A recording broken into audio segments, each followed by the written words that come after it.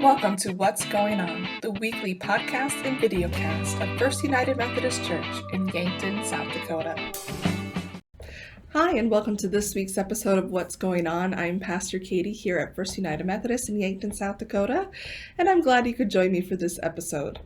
I feel like in the last few weeks have been very reflective, and I feel like we all need a change of pace and a change of energy in the podcast for this week. And it just so happens that I have a good reason to do that, and that is this coming week is our camp focus week in the church. And so we've kind of for the whole month of March have been promoting camps. If you've been in the building, you've seen this incredibly lovely display promoting our camping ministry.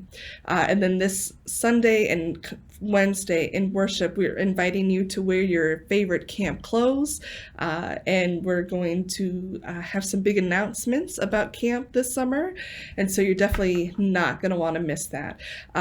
We're going to put the link to where you can register for church camp in the description box of this podcast if you are wherever you find that, because we definitely want you to be attending camp, especially if you have children, grandchildren.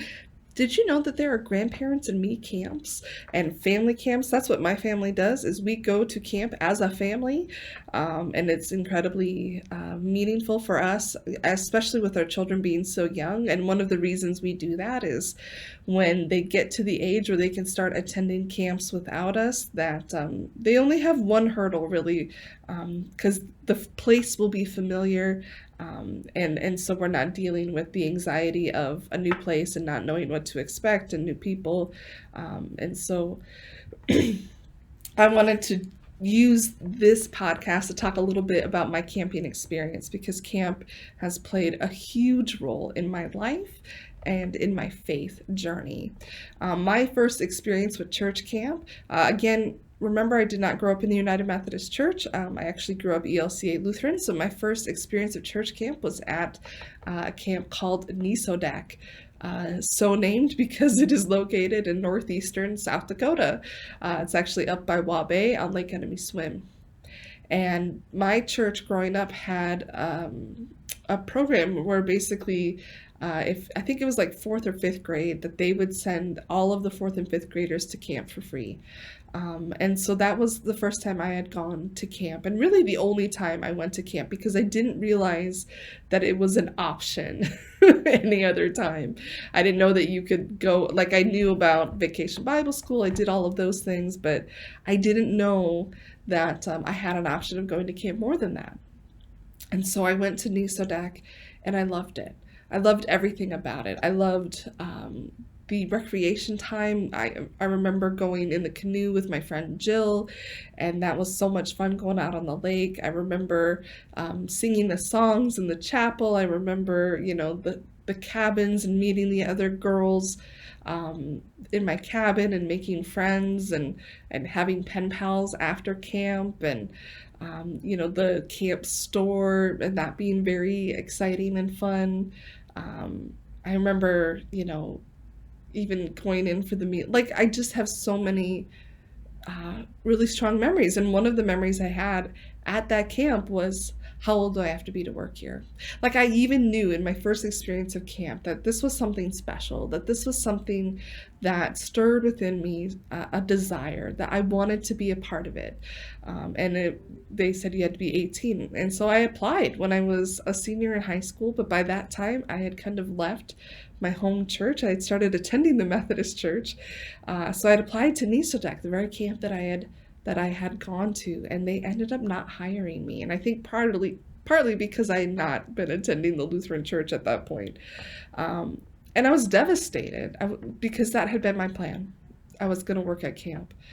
My father, who at the time was a fire extinguisher salesman and service, so he went around in a truck and he would go to places and check fire extinguishers and hood systems and service them if needed. And one of his clients was Lake Poinsett Camp, and he was out there one day after I'd gotten this terrible news that the my plans for life had not come to fruition, that Lake Poncet Camp was hiring. Now, Lake Poncet was structured a little bit differently, where they didn't hire counselors for the summer. They hired support staff, like site staff. And I was like, I don't really care. It's a camp, and that's what I wanted to do. And so I went out and applied, and they hired me that very day. Because I asked, like, how long until I know? And they're like, we'll hire you.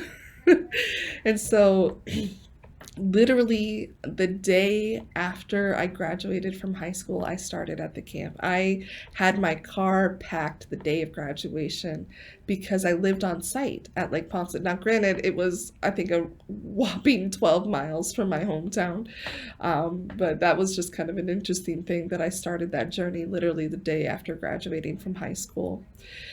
And that first summer, the work that I did was in the kitchen.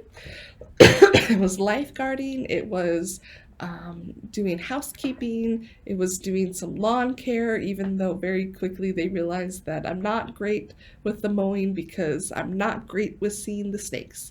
So they didn't put me down a whole lot for that. The second, I ended up working out at Lake Poncet for 5 summers. And the second through the fifth summer, I switched jobs. And I became kind of the liaison between the camp staff and the programming volunteers. I also became in charge of our waterfront.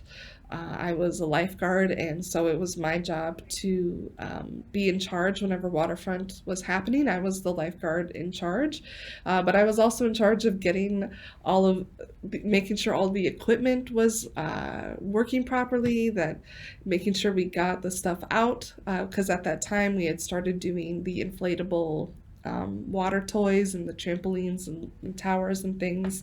So I was part of making sure that that happened. I was the camp photographer. I ran and ordered supplies for the camp store.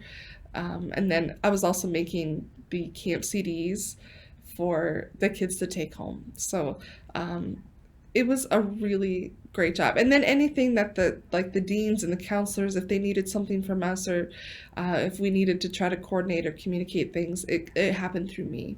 And that was the job that I really loved. It was a really fun thing. I got to interact with the campers all summer, got to know a lot of people that way. And so I was really grateful for that experience. And it was every summer, all through college.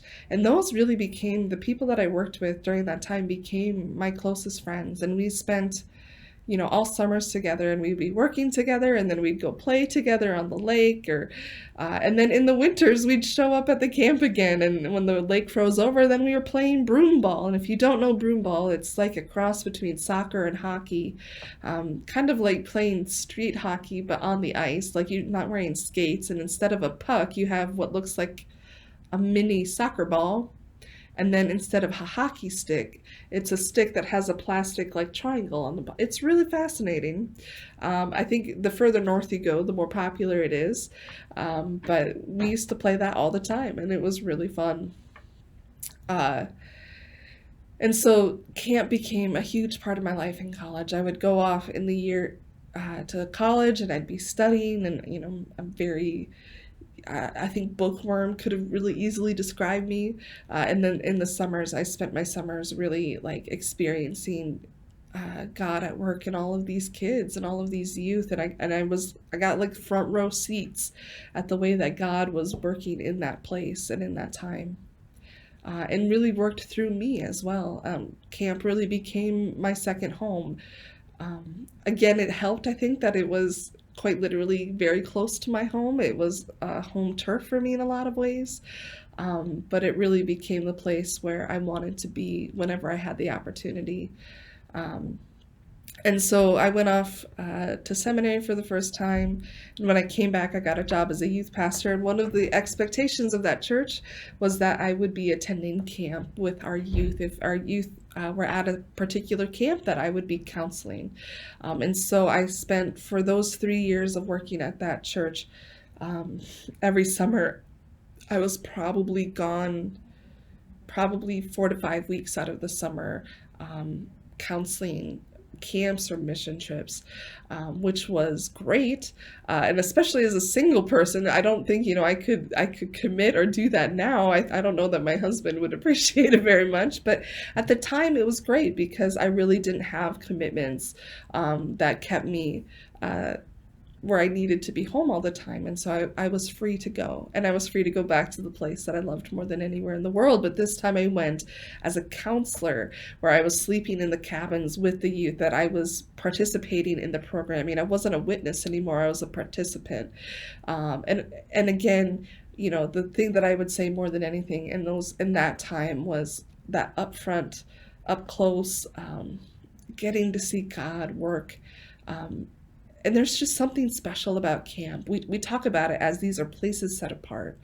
Um, that in a lot of ways camp is meant to be to free you from the distractions of your life so that you can hear God's voice, so that you can experience God's presence. And I would say that that is absolutely true. And I think probably in my own experience I've come to train myself to really, that when I step onto the property at Lake Ponce in particular, but any of our church camps, um, my body physically knows that this is a place where I will experience God. This is a place where I will hear God's voice. Not because God isn't speaking to me other places, but I have trained myself to hear, to listen, to let go of the distractions of my life and really allow God to speak to me, and really see the God moments that are all around. And so I did camps for elementary kids. I did junior high camps. I did the high school camp. High school camp was LTC. I also taught classes while I was there. And I've taught a variety of classes. My favorite toward the end of my tenure in doing that, and I did that even coming back into ministry again after my second bout of seminary. Um, was starting to teach classes kind of for the nerdy kids. Uh, I don't know if you know this about me. I'm a little bit nerdy. I like tough questions. I like to really dig into things, and it turns out there's a lot of teenagers that are like me, and so I was able to create a little niche in that way at LTC. And the kids that were the debaters and the bookworms, they tended to gravitate toward my classes, and it was some of the most joyful, meaningful, challenging times that I've ever had in getting to teach and getting to discuss. They asked such great questions, and we really dug into things, and so that was really fun. When I got married and moved into my first solo, well, maybe I should back up. So during that time, the second summer in my time as a youth pastor, I went to LTC, and that summer I had, in particular, had I think 4 camps and a mission trip. And LTC, the high school camp, was the final camp for me for the summer. I had no more, but I had been home maybe in my apartment that summer, a total of like 5 to 10 days. And it was usually doing laundry and packing up again to leave. And so I think I was a little bit worn down, a little bit. My energy levels were not where they were at the beginning of the summer. And I remember that year in particular, the theme of LTC was around God's calling. And I remember feeling a little salty about it because I was like, I don't want to hear about this right now. And I think part of the reason was I had been running away from God's calling up until that point. I had said yes to it enough to be in youth ministry, but not yes enough to really fully accept what God was asking me to do. And it was during that week at camp. And again, remember that the programming is designed and meant for the teenagers. We as the chaperones are supposed to be there to support and to guide and to be resources and to be, safe people. But I will tell you that more than once it's been the adults in the camp are struck by the same kind of programming, that the camping experience is powerful for us as well. And that week was no exception. There were two of us as counselors who accepted our call into ministry during that week. The Thursday night of that camp in particular, they have a practice of silence after the final worship service, and they don't break that silence until Friday morning. And so they do a final worship service, and then they do a campfire, and they do devotions in silence, and then they go to bed, and then in the morning we break the silence. And it's a really powerful night. Again, it's taking away the distractions. And that night, that Thursday night, the chapel service was about, what is God calling you to do? And I remember they gave everyone Post-it notes, and they said, write down what you think God is calling you to do. And I mean, some of the things were simple, like I think God is calling me to sit with someone when they don't have anyone to sit with at lunch, or God is calling me to maybe check in on a friend, or God is calling me to be more bold in my faith. And I sat in the back. Again, it's not about me, right? But I sat in the back, and I knew what I was supposed to write on that slip of paper. And I think I even had written it down, and I just sat there, and tears were streaming down my face, because in my mind, I felt like I couldn't fight it anymore. I couldn't run away from it anymore. I was tired, and I had this belief that if I accept this calling, that my life would not be as I wanted it to be, that it would mean giving up on the dreams that I had, which I look back on now and it seems silly, but really, I remember just sitting there, I think having fully accepted that this is what God was calling me to, and I just didn't have the energy to give my excuses anymore. And I sat next to Becky Holton. Becky at the time was the camping director for the Dakotas Conference. And I just kind of leaned over and showed her my Post-it note that said, I think God's calling me to be a pastor. And she just looked at me and smiled like, yeah. And so I remember going up and putting it on, whatever we were supposed to put it on, and I just sat with it. And then Saturday morning came, and Saturday morning's the final morning of the camp and the final worship service. Two of the young men in my own youth group that I had brought to camp with me gave the message, and they had just come back from a mission trip in Haiti. And they talked about the missionaries that they had met. These missionaries had committed a year of their life to living in Haiti and to doing hard work. Haiti wasn't in the same political turmoil that it is today, but it was not, paradise by any means. And the volunteers that they were working with were doing some really hard labor, and they were doing it every day. And the young men talked about asking them, like, why would you choose to do this? Why would you choose to do this for a year of your life? I mean, this is hard. And the missionaries told these two young men, it is hard, but there's nothing greater than knowing that you are doing exactly what God has asked you to do, exactly when God has asked you to do it. Those missionaries knew that was their calling, right, at that time for their life.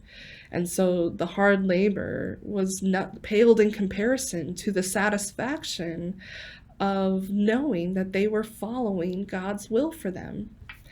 And that was like, I joke that's like the final nail in the coffin, right? Like every excuse I had at that point just fell away. And I was like, okay. And I, had the moment of like, really, God, you had to use my own youth to do this. And so I left camp that morning and I went back to my parents' house. Again, they're only like 12 miles away. And I sat down at their kitchen table and said, I think I need to be a pastor. And my parents looked at me and said, it's about time you figured that out, which is, I think, probably the greatest response they could have given me. So camp had a really special place, and that was where I finally accepted what God had been asking me to do, I think, for a very long time. And so when it came time for Jason and I to get married, I asked if we could get married at the camp, and we did, and it was beautiful. I then kind of got out of counseling. I was pastoring a solo church at the time, and then was starting to have babies, and I didn't really want to be at camp pregnant. There's a lot of wonderful things about camp. The mattresses there are not one of them. I think to be expected, especially when you're 9 months pregnant. Nothing is comfortable then. And so I've kind of left the counseling side of camping ministry to other more qualified and able people. And now my joy is that the last couple of years, and again this summer, I've been able to return to camp as a camper with my family. And that has been just the most beautiful thing to share. Wow. To share that place with them. My hope.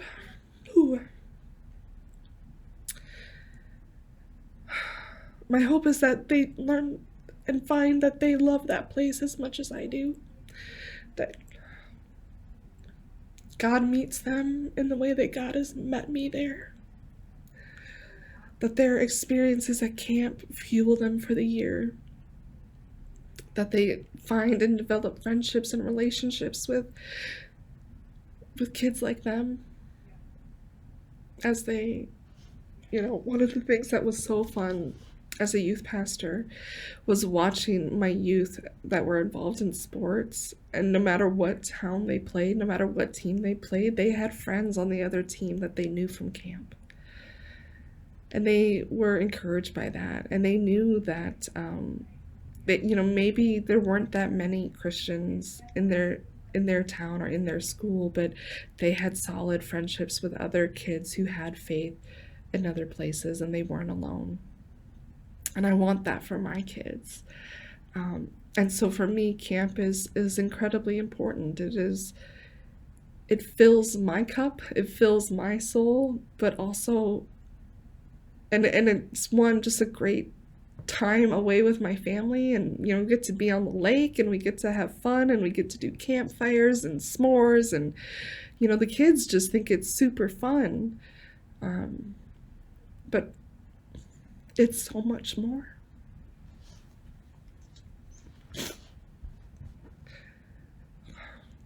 So for me, as a parent, I can't think of any greater priority than making sure my kids go to camp. Yesterday, I was going through my summer, trying to figure out my summer schedule, and I've got some, I've always got annual conference I have to go to. I have another required retreat that I needed to plot out, and the other first thing that needed to come onto the calendar is I called my husband and said, when are we doing camp this summer? It wasn't even a question of if we are doing it, is when, which camp are we doing? And he's on board. He's the same, because he has seen the role that camp had in my life. And again, that's something that we as parents desire for our children. One, to have that experience. Two, to gain those friendships and relationships. And three, that they come to know God and experience God. I mean, camp is a mountaintop experience kind of thing. And if you want your kids to be solid in their faith, if you want your kids to grow up not feeling like isolated, but to have friends and to have community that encourages them and loves them and accepts them, send them to camp. Send them to camp. I tell you, if you want to think about it in terms of investment, when we look at our calendar of the year, I think it's something like 36 weeks, and we do maybe an hour of programming a week with our children in the church. If they attend a church service, maybe 2 hours. So that's 36 hours an entire school year.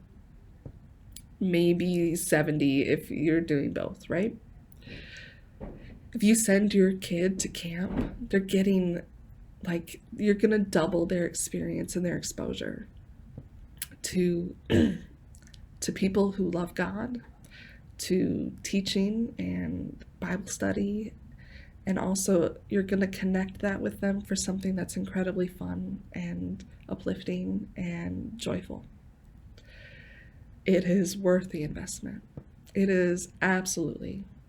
We also understand that for some, camp is really expensive. And I want you to know that we do offer 50% scholarships through the church to help send your children to camp. The conference also has scholarships available, and so we can help you to apply for those as well. Money should never be the reason someone doesn't go to camp, because we also have people in this church, I believe, that will step up and invest in your child, invest in you, so that you can attend camp and be blessed in that way. So if that's what's holding you back, don't let that hold you back. Come talk to me and we'll make it happen. I will find a way. I guarantee you I will, because nothing in my life, I think, has impacted me, especially in my faith, and my faith is a pretty big part of my life, like camp has. It's that important. So that's my encouragement to you. Make sure you sign up before the early bird deadline to get a discount as well on the cost of camp. And don't forget to come to worship this week wearing your camp clothes, and be on the lookout for our big camp related announcement. You're not going to want to miss it. So until next time, God bless. Thank you for joining us for this episode of What's Going On, a podcast of First United Methodist Church in Yankton, South Dakota. We'd love to have you join us for worship on Wednesday nights at 6:15 or Sunday mornings at 10 a.m. You can also worship with us online at firstumcyankton.org or find us on YouTube.